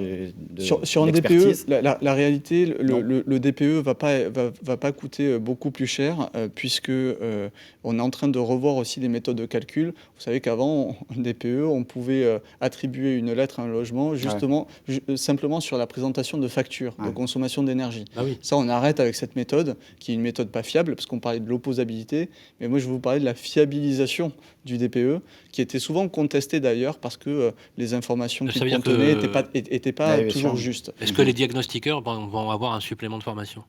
Alors, en fait... Il faut être diagnostiqueur aujourd'hui pour délivrer bien sûr, un DPE. Mais les diagnostiqueurs, ils s'adaptaient à ces méthodes parce qu'elles étaient en cours. Maintenant, la méthode, ce sera la méthode dite 3CL, la méthode de calcul conventionnel de la consommation d'énergie d'un logement, qui se base sur des critères partagé, c'est-à-dire qu'on considère que la température moyenne du logement, c'est 19 degrés. On considère que vous êtes absent de votre logement un certain nombre de semaines dans l'année, par exemple 2 semaines pendant l'été, et on établit une consommation standard sur la base de ces critères-là. Oui, c'est beaucoup plus fiable. C'est beaucoup plus fiable, exactement. Alors, j'espère que c'est très lisible pour vous, mesdames et messieurs, parce qu'on a essayé, c'est un sujet complexe, de vous donner les clés. C'est un peu technique. On reviendra dessus, les clés de lisibilité, mais comme dirait saison 1, saison 2, saison 3, on aura de toute façon à l'épisode l'occasion de vous reparler de tout cela. Un grand merci, Michael Nogal, de vous être prêté au jeu des questions. Voilà, on ne vous a pas épargné, mais comme d'habitude, vous avez été... Avec plaisir. Brillant, voilà, est-ce que je peux faire un peu d'auto-promo aussi? Allez-y. Je vais parler de Radio Imo. Je vous invite à réécouter en podcast l'émission que j'anime Planète Imo. On a accueilli Olivier Sichel, qui était l'invité de mon émission avec ma bande de chroniqueurs. Et on évoque en détail aussi l'accompagnateur Rénov'. Donc pour ceux que ça intéresse, n'hésitez pas à écouter Planète Imo avec Olivier Sichel sur la rénovation énergétique. Quel numéro? C'était le numéro 4. Le numéro 4. Voilà. D'ailleurs, je précise, Michael Nogal, qu'on vous retrouve d'ailleurs tous les mois sur Radio Imo, bien évidemment, avec Planète Imo. Et on espère d'ailleurs vous revoir sur la grille de rentrée. Mais je serai là. Vous m'avez dit que vous seriez là. Donc tout va bien. En tout cas, merci. Je rappelle que vous êtes député de la 4e circonscription de Haute-Garonne, rapporteur de la loi climat-résilience à l'Assemblée nationale pour le volet logement, et vous êtes d'ailleurs en outre toujours président du Conseil national de l'habitat. Voilà, vous avez un agenda de cumule un peu. Voilà, de bientôt peut-être. Merci. Vous restez avec nous toujours sur votre grand rendez-vous de l'immobilier avec nos partenaires de Capital, et on enchaîne avec la suite de l'émission. Le grand rendez-vous de l'immobilier, le conseil IMO de l'UFC Que Choisir. Rebonjour à toutes et à tous. Vous êtes toujours les bienvenus dans votre grand rendez-vous de l'immobilier avec mon confrère de Capital, Guillaume Chazouillère. C'est l'heure de l'UFC Que Choisir, le bon conseil de l'UFC Que Choisir. Voilà, l'idée c'est 5 minutes pour répondre à une question, n'est-ce pas Guillaume? Oui, et donc elle a désormais son rond de serviette dans l'émission. Et comme chaque mois, c'est Gwenelle, le jeune juriste de l'UFC Que Choisir, qui va nous faire sa chronique. Et Gwenelle, ce mois-ci, vous nous parlez des arnaques au dépannage domicile. Alors ça a toujours existé, mais c'est en recrudescence. Non mais là c'est vraiment dramatique. Ça se maintient bien. Voilà, Allez, voilà. on vous écoute. Ça n'arrête jamais. Alors bon, une fuite d'eau, une porte qui claque et c'est la panique totale. Non mais à la clé, parfois vous avez des très très très mauvaises surprises. Moi ça m'est déjà arrivé une fois. Hein. J'en ai eu pour 800 €. C'était simplement claqué. Ouais, non mais pour ouvrir une porte à 1h du matin. Voilà. Ouais. Voilà, quand t'as pas le choix. La question, c'est si c'est seulement claqué ou si vous avez cassé la clé ou ce genre de choses. Mais bon, ça peut être parfois donc très très très compliqué parce que vous avez quand même des professionnels qui ont des pratiques parfois assez douteuses et qui peuvent vous facturer ça à prix d'or. Quitte parfois à dégrader plus ou moins, par exemple, la porte pour essayer de pousser un petit peu plus. Voilà. Non, mais on peut avoir de très très mauvaises surprises. C'est ce qui a amené aussi à une évolution de la réglementation parce qu'il y avait énormément de dérapages. Et vous avez un arrêté qui est paru il y a quelques années, qui a dit qu'à partir d'avril 2017, vous aviez l'obligation de remettre un devis particulièrement détaillé, qui comporte un certain nombre de mentions. Déjà, identifier le professionnel, c'est déjà bien, mais ça vous indique aussi quelle va être la prestation qui va être réalisée, et puis des petits détails comme par exemple, je ne sais pas moi, plus ou moins le coût de l'intervention. Mais si vous êtes planté à 3h du matin, par exemple, la clé s'est cassée, il est 3h du matin, j'appelle quelqu'un, on n'a pas ce genre de réflexe. Mais justement, en fait, cet arrêté est bien, mais il n'a pas tout réglé comme problème et on a toujours les mêmes difficultés. Et donc, il y a quelques principes à respecter. Déjà, anticiper, justement. Prévoir que potentiellement, vous pourrez avoir une fuite d'eau, vous pourrez casser la clé dans la serrure, ce genre de choses, et essayer d'avoir déjà dans le téléphone les numéros de professionnels qui peuvent être fiables. Il y a des plateformes aujourd'hui qui sécurisent. Ça peut être utile d'avoir des professionnels comme ça, un petit peu de référence. Le bouche à oreille peut servir. Alors, il ne faut pas forcément se fier aux autocollants ou aux prospectus que vous avez dans votre boîte aux lettres. Oui, bien sûr. Forcément bon. Le référencement Internet aussi est extrêmement trompeur. Ah bon ? Oui. Parce que pourtant, il y a des plateformes qui vous disent, en passant par la plateforme, c'est super. Les plateformes sont une chose, mais par exemple, si vous tapez professionnel près de votre adresse, ce genre de choses, comme par hasard, vous avez beaucoup de gens. Enfin, vous avez beaucoup de serruriers, de plombiers qui apparaissent dans les références. Parfois, vous les avez dans la rue et vous vous dites, c'est bizarre, je suis passé devant et j'ai jamais remarqué qu'il y avait une officine. Oui, ça peut être une surprise. Ça, c'est véridique. Ça m'est arrivé il n'y a pas si longtemps que ça. Donc, pour le coup, je vous assure que je n'ai pas pris ce professionnel-là, par exemple. Je n'ai pas fait comme ça. Et en fait, si vous n'avez pas anticipé et si vous n'avez pas les numéros dans votre téléphone, dans ce cas, il ne faut surtout pas paniquer parce que ça va faire de vous une proie facile. Donc, c'est assez simple. Ce qu'il faut faire déjà, c'est essayer de contacter votre assurance habitation. Parce que pour le coup, votre assureur peut vous orienter vers des professionnels plus ou moins de référence quand même, ça pourrait aider. Et sinon, si vous n'avez pas fait ça, si vous paniquez encore un petit peu, en tout cas, évitez l'intervention d'urgence. Par exemple, vous vous dites que vous aviez cassé la serrure à 3h du mat, ou je ne sais quoi. Voilà, alors, essayez de vous faire héberger par quelqu'un que vous connaissez. Prenez une nuit d'hôtel, ça vous évitera déjà le déplacement en urgence d'un professionnel. Si vous pouvez l'avoir déjà dans ses heures d'ouverture, ça réduira quand même très nettement la facture. Parce qu'il faut savoir que... Vous dites une nuit d'hôtel, mais parce que ça peut coûter beaucoup plus cher qu'une nuit d'hôtel. Ça peut coûter très cher. Moi, ça m'a coûté 800 €. Ouais. Les prix dans le secteur sont libres. Il faut le savoir. Et à partir du moment où les prix dans le secteur sont libres, ça peut être extrêmement compliqué. Surtout s'il y en a, comme je vous l'indique, peuvent allonger la note en essayant de dégrader un petit peu plus pour obtenir un petit peu plus que la prestation. C'est arrivé à un voisin, il a mis la clé dans la porte et il y avait de la colle dans la serrure. Oh, magnifique. Et il y avait un mec, un plombier, je crois qu'il a été épinglé après, qui s'amusait à aller dans les immeubles comme ça un peu au hasard. Pour dégrader avant. Il mettait de la colle et il distribuait les prospectus après. Histoire vraie, hein. Toute la difficulté, c'est de pouvoir rapporter la preuve après. Parce que si, par exemple, vous vous plaignez simplement du prix de la prestation, ça va être compliqué de contester la chose. Par contre, il faudra établir la manière dont ça s'est déroulé. Ensuite, vous pouvez prévenir la DDPP, c'est-à-dire la répression des fraudes. Vous pouvez porter plainte, vous pouvez essayer de saisir un juge, mais c'est quand même très, très aléatoire. Donc, l'idéal, c'est d'éviter ce genre de situation et donc d'anticiper, prendre ses précautions. Et si vous ne l'avez pas fait, ne pas réagir dans la panique. Et chez UFC, vous avez beaucoup de dossiers. Ah oui, on en a. Beaucoup. Hein. On en a, et régulièrement, vous pouvez avoir des professionnels qui sont poursuivis devant le tribunal correctionnel pour ce genre de choses. Effectivement, il n'y a pas de, si vous dites le bouche à oreille, mais il n'y a pas de liste préétablie de... Non, c'est trop compliqué. Il n'y a pas une liste de professionnels agréés sur ce coup-là. Ouais. En tout cas, si ça se passe mal, si vous voyez que lorsque le professionnel arrive, il essaie de de vous manipuler plus ou moins, qu'il n'essaie pas de vous remettre le devis avant sa prestation, ce genre de choses, faites-le partir rapidement. Ça vous évitera de vous exposer à des problèmes. Et quitte à payer un déplacement, il vaut mieux payer un déplacement plutôt que de payer une porte à 4 000 €. Mais des fois, c'est 100 balles le déplacement. Hein. Voilà. Mais... C'est quoi le bon devis, en fait? Je sais que c'est une bête, mais... C'est quoi, oui. Établi par un professionnel sérieux. Ouais. Voilà. Toute la difficulté, c'est de pouvoir choisir le professionnel, en définitive. D'où l'intérêt d'avoir dans son téléphone. Ça, c'est un bon tuyau, mesdames et messieurs. D'anticiper le truc. Vous avez des bons dans votre rue, ou vous avez des plateformes qui sont agréées, de qualité, qui ont un bon ranking, qui ont les avis clients vérifiés, par exemple. Ça peut aider aussi à faire ça. Mais vous l'avez dans votre téléphone, si vous êtes planté. Voilà. Effectivement. Ce que vous dites, effectivement, c'est que si jamais vous êtes planté à 3h du matin, comme ça m'est arrivé, vaut mieux aller à l'hôtel. Ça peut coûter moins cher. Apaiser, et finalement ça coûte moins cher. Et ça coûte moins cher parce que pour le prix que j'ai payé, j'aurais pu aller au Ritz sans problème. Voilà. Ah ouais, 800 balles. Comme quoi, c'est un bon conseil. Mais c'était ça où je rentrais pas chez moi, quoi. Voilà, ouais. Et sinon, dernier conseil pour le coup, si jamais, par exemple, c'est la porte claquée, on vous l'ouvre correctement, il n'y a pas eu d'arnaque sur le prix, c'est-à-dire on n'a pas essayé de défoncer la porte ou ce genre de choses, et on vous propose de rajouter une serrure, par exemple. Mais dans ces cas-là, par contre, vous avez un délai de rétractation par rapport à cette serrure-là. C'est quoi, c'est la loi Scrivener de 7 jours, c'est ça? Non, là c'est plutôt 14. Ah, c'est 14 jours, voilà. Oui, pardon. Par contre, on ne doit pas vous réclamer de l'argent dans les 7 premiers jours. C'est-à-dire quoi, un délai de rétractation? Je peux l'accepter?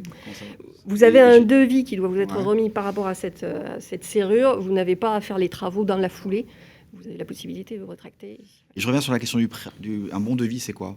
Un bon prix, je sais que c'est compliqué à dire, mais par rapport à une prix, c'est porte, difficile à évaluer. Mais est-ce qu'on dit 800 €, un dépannage, je veux me débloquer une porte. Si on essaie de vous coller 1 000 € pour une porte claquée, c'est pas une bonne idée. La clé qui est cassée dans la serrure, est-ce qu'on change la serrure? La clé qui est cassée dans la serrure, oui, là pour le coup, on change la serrure. Il faudra ça plutôt coûte changer combien la en serrure. moyenne? Vous avez une idée ou pas? Les prix sont libres. Vous n'avez pas relevé le prix. Les prix sont libres. D'où l'intérêt de ne pas paniquer et d'anticiper le truc avant. Mais le type, j'aurais pas pu l'attaquer. De toute façon, il m'a dit c'est 800 balles ou je m'en vais. Voilà. Bah, j'ai payé 800 balles. Et il voulait te payer en espèces en plus. Voilà. Oh, bah, très encore intéressant. Mieux. Non, mais c'est fou. Non, mais parce qu'à mon avis, la DGCCRF, la répression des fraudes, doit certainement crouler sous la demande. Et j'imagine qu'on a constaté beaucoup un certain nombre de cas comme ça pendant le confinement, parce que là, confinement, nuit d'hôtel, au revoir. Voilà. Oui. Pour le coup, il n'y a pas eu d'augmentation significative liée à la question du confinement. En revanche, voilà, ce sont des arnaques qui se maintiennent et vous avez des poursuites régulièrement. Merci beaucoup, Gwenaëlle Lejeune, pour l'UFC Que Choisir. Conseil avisé, effectivement. Vous anticipez, vous mettez dans votre téléphone. Et surtout, ne vous faites pas arnaquer. Si vous avez tonton, tata, un cousin, un ami, écoutez, si vous êtes planté à 3h du matin, vous y allez si vous pouvez. Voilà, merci. On se voit le mois prochain, Gwenaëlle. Merci. Vous restez connectés. On enchaîne tout de suite avec notre grand rendez-vous de l'immobilier. Le grand rendez-vous de l'immobilier, ça vous concerne. Ça vous concerne, mesdames et messieurs. Vous êtes bienvenus dans le grand rendez-vous de l'immobilier si vous venez d'arriver. Ça vous concerne, troisième et dernière partie, toujours présentée par l'ami Vincent, avec notre expert, et un expert, et pas des moindres, expert avocat qui est avec nous, c'est Xavier Demezois. Bonjour Xavier, bienvenue. Spécialiste des locations meublées touristiques et avocat spécialiste en droit de l'immobilier aussi, bien connu des auditeurs du Grand Rendez-vous, vous avez déjà vu. Alors une première question. Et surtout, Vincent, un grand spécialiste des locations Airbnb. On peut le dire. On peut le citer, Une première question d'ailleurs sur ce sujet de Thibaut de Paris. Thibaut se plaint des fêtes beaucoup trop nombreuses chez son voisin qui fait de la location via Airbnb. Comment faire entendre raison à ce fameux voisin? Est-ce qu'il y a des moyens? À part lui taper sur la gueule, je veux dire. Non, je déconne. Surtout pas. Enfin. Mais non. Mais je veux dire, à part le. Et d'ailleurs, il y en a beaucoup des fêtes comme ça. À part le molester. On a pu constater avec le confinement, la fermeture des établissements de nuit, des restaurants et des bars. Finalement, les fêtes ont migré dans les appartements. Et effectivement, on a assisté, notamment dans les grands centres urbains comme Paris, à un développement parfois un peu anarchique des fêtes dans les grands appartements surtout. Alors, premier conseil que je vais donner à votre auditeur, c'est évidemment de prendre un conseil. Pourquoi ? Parce que le rôle du conseil juridique va être de rappeler à ce propriétaire indélicat qui loue son appartement sur une plateforme de type Airbnb, qu'il y a des règles à respecter. Et comme c'est une matière qui est extrêmement lucrative, parfois les propriétaires font un peu la sourde oreille à agir en se disant ça rapporte finalement tellement d'argent de louer l'appartement sur une plateforme qu'on va attendre un petit peu que ça râle fort pour agir. Donc il faut tout de suite agir fort, il faut prendre un avocat. Que va faire l'avocat? Déjà, dans un premier temps, il va se rapprocher éventuellement du conseil syndical ou du syndic pour finalement faire un peu plus pression sur ce propriétaire en lui rappelant les règles. Alors la première des règles, déjà, c'est de s'assurer que ce propriétaire ne viole pas les règles d'urbanisme. J'entends par exemple pour la ville de Paris, comme vous le savez, on ne peut louer son appartement en résidence secondaire sans avoir fait un changement d'usage. À défaut, on s'expose à 50 000 € d'amende. Et aujourd'hui, ça occupe 500 dossiers au tribunal. Donc, la ville poursuit systématiquement. 500 dossiers. 500 dossiers, c'est inédit. Donc c'est pour ça qu'aujourd'hui, finalement, la première chose que pourra faire votre avocat, ça sera par exemple de se rapprocher des services de la ville pour s'assurer déjà de savoir s'il est ou pas en règle. S'il n'est pas en règle, la ville va systématiquement lancer un constat d'infraction. Donc il va déjà y avoir une procédure qui va être engagée contre ce propriétaire par la ville de Paris. Maintenant, votre avocat va continuer son travail, il va ouvrir le règlement de copropriété, il va s'apercevoir que dans 9 cas sur 10, il y a une clause d'habitation bourgeoise dans l'immeuble. Et donc, comme les locations touristiques sont une activité commerciale aujourd'hui pour la jurisprudence, eh bien, l'avocat va pouvoir rappeler dans son courrier au propriétaire qu'il viole la réglementation sur ce point. C'est quoi une clause d'habitation? Pardonnez-moi, c'est quoi une clause d'habitation bourgeoise? Une clause d'habitation bourgeoise, tout simplement, c'est quand dans une copropriété à Paris, très fréquemment, on va dire en 9 cas sur 10, vous avez les appartements sont dédiés à l'habitation. Oui. Bon, les rez-de-chaussée au commerce, par exemple. Et quand vous avez un appartement qui est dédié à l'habitation, eh bien, vous ne pouvez avoir une activité commerciale dans les lieux, sauf à ce que ça ait été autorisé par la copropriété à une large majorité et qu'il y a eu les changements qui ont été faits au niveau de l'urbanisme. D'accord. Et ça concerne une très large majorité d'immeubles dans les grands centres. Et ça, on appelle ça une occupation bourgeoise. Oui, voilà. J'aime beaucoup le nom. Je veux bien le recours à l'avocat, mais le syndic peut le voir, ça. Bien sûr, le syndic... Normalement, ça peut être vite fait. Ça, le syndic peut faire ce travail, mais généralement, quand on fait appel à l'avocat, c'est que justement, le courrier du syndic n'a pas eu beaucoup d'effet. Et c'est souvent d'ailleurs le syndic qui vient me chercher au cabinet en me disant on n'y arrive plus, là. Il faut passer un peu à la manière forte. Clairement. Voilà pour la réponse à Thibaut. Deuxième question. Troisième point qui est important quand même. Oui. Donc, dans la mise en demeure que fera l'avocat, il y a également le fondement du trouble anormal de voisinage. Celui-là, même si vous n'avez pas de clause dans le règlement de copro qui vous autorise ou pas à le faire, même si la personne est en règle avec la ville de Paris, il n'en demeure pas moins qu'il ne peut pas faire n'importe quoi. Il ne peut pas faire de bruit de manière anormale, répétée, etc. Donc là encore, le travail va être de rapporter la preuve de ces nuisances, de les dénoncer au propriétaire, lui demander de cesser.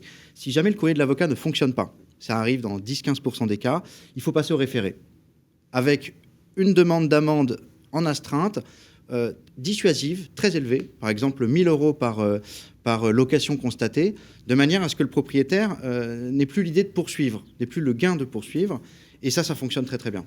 Voilà. C'est un dernier point. On va rassurer notre auditeur. Vous avez donc, si j'ai bien compris, eu affaire à des cas comme ça. Ah oui, ça s'est soldé.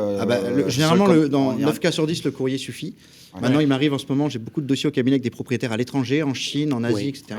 Et comme on n'arrive pas à les avoir par courrier ou par mail, parce qu'ils répondent pas forcément, notamment dans les très beaux quartiers, eh bien, je suis obligé de passer par la case justice. C'est pas le choix. Et mon cher maître, quand vous avez un propriétaire quelque part, quand on lui dit il y a des fêtes chez lui, il n'a pas peur que ça dégrade un peu son appart? Il n'est pas attentif à ça Non, parce que en fait, pour vous donner un exemple, là, dans les beaux quartiers, j'ai un penthouse de 300 mètres carrés avec une terrasse. Donc, il loue ça à 200 € la nuit. C'est rien du tout à Paris, dans les beaux quartiers. 200 € la nuit pour un 200 mètres carrés. Ils peuvent être 20, 25 le soir à faire la fête avec des feux d'artifice.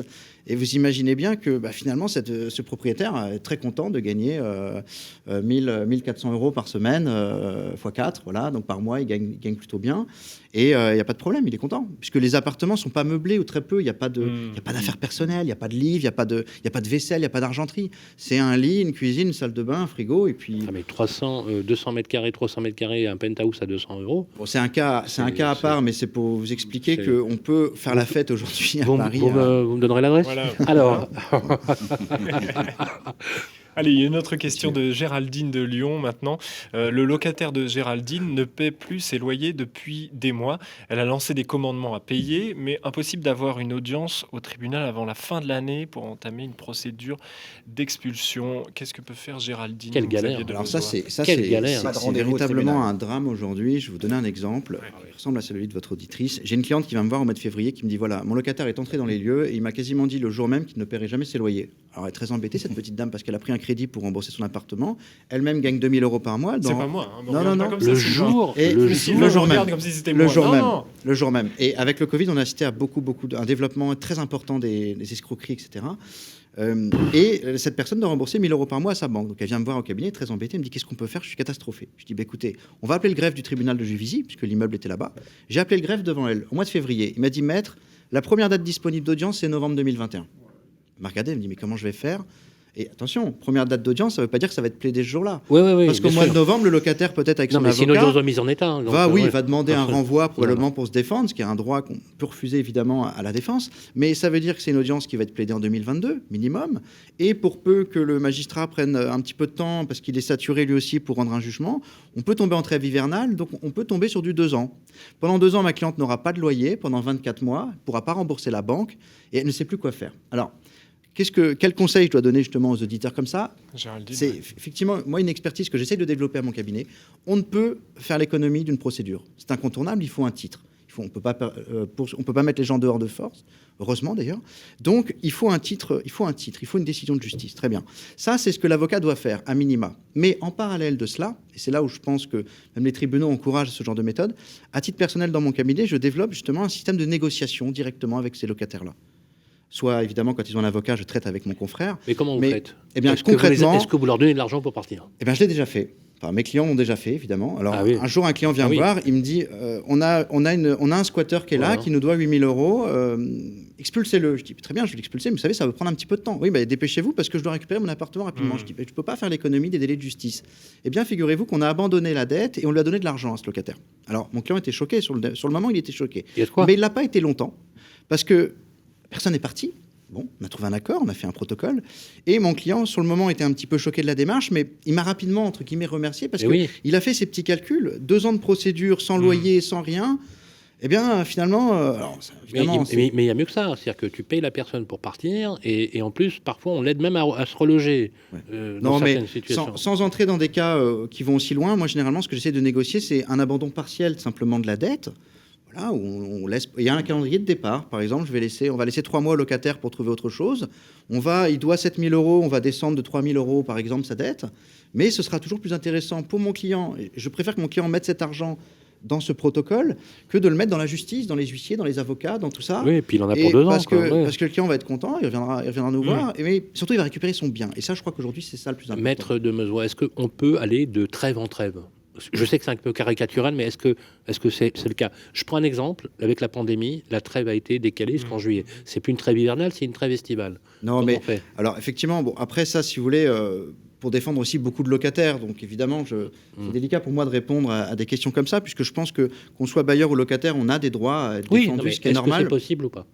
Oui, on peut jouer les renvois, on peut jouer les calendriers, mais ça finalement, c'est quelque chose qui sert à personne de le faire, parce que c'est accumuler de la dette pour le locataire. On parle du locataire, mais cette négociation, ça aboutit donc ça aboutit très souvent. On reloge ou pas ? Alors, en fait, ça aboutit fréquemment quand on arrive à créer un contact avec le locataire, ça fonctionne très bien. Pourquoi ? Parce que n'oublions jamais qu'un bailleur et un locataire, ils ont avant tout, ils ont une dispute entre eux, si vous voulez, ils ont un conflit. Ils ont un conflit qui dépasse parfois le financier. Et l'avocat, quand il va venir prendre le relais du client, il va recréer un dialogue et il va recréer une situation. Mais non, on ne reloge pas. Non, mais je veux dire, pour convaincre vraiment la personne de partir, encore faut-il lui dire qu'on lui donnait une porte de sortie. Ah oui, la porte de sortie financière, mais la porte de sortie... du relogement. Où est-ce qu'il va habiter généralement, moi j'ai pu observer que les gens se relogeaient assez facilement. Finalement, au début, alors ils vont aller chez quelqu'un, chez un ami, etc. Mais ils voient leur intérêt financier quand même. Pour eux, parce que les locataires souffrent quand même, évidemment, d'avoir une telle dette et finalement de pouvoir régler ce problème-là. On a de la demande. Oui, en dehors des spécialistes qui font le coup à chaque fois, bien sûr. Mais c'est à la marge. Il y en a. À la marge. Et on l'a. Merci beaucoup, Xavier de Meusois. Merci pour vos réponses. On retrouve votre cabinet à Paris, spécialisé donc en droit immobilier, vous l'avez compris, et puis aussi sur les locations via Airbnb.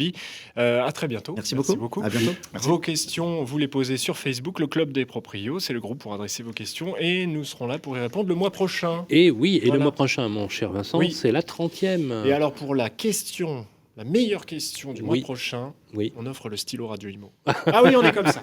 Ah oui, on est alors comme ça. Là, on y va. Ah non, mais c'est la 30e. On recule de rien. Et on va peut-être même louer un penthouse de 300 mètres carrés dans le 16e pour faire la fête. Voilà, comme ça. Merci en tout cas, Vincent. On vous retrouve le mois prochain. Prochain. Merci, maître Xavier de Meusois.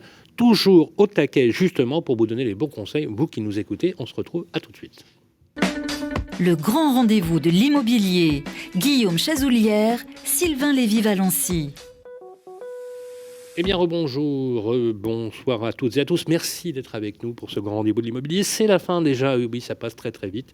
Notre 29e édition. On va se retrouver le mois prochain et c'est une émission spéciale, mon cher Guillaume, parce que ce sera la 30e, n'est-ce pas? Oui, Sylvain, déjà 30, ouais. 30 émissions. 30 que je suis ravi d'avoir fait avec vous et puis aussi avec vous, chers auditeurs, tous. D'autant que on ne le dira jamais assez, on le dit à chaque fois d'ailleurs.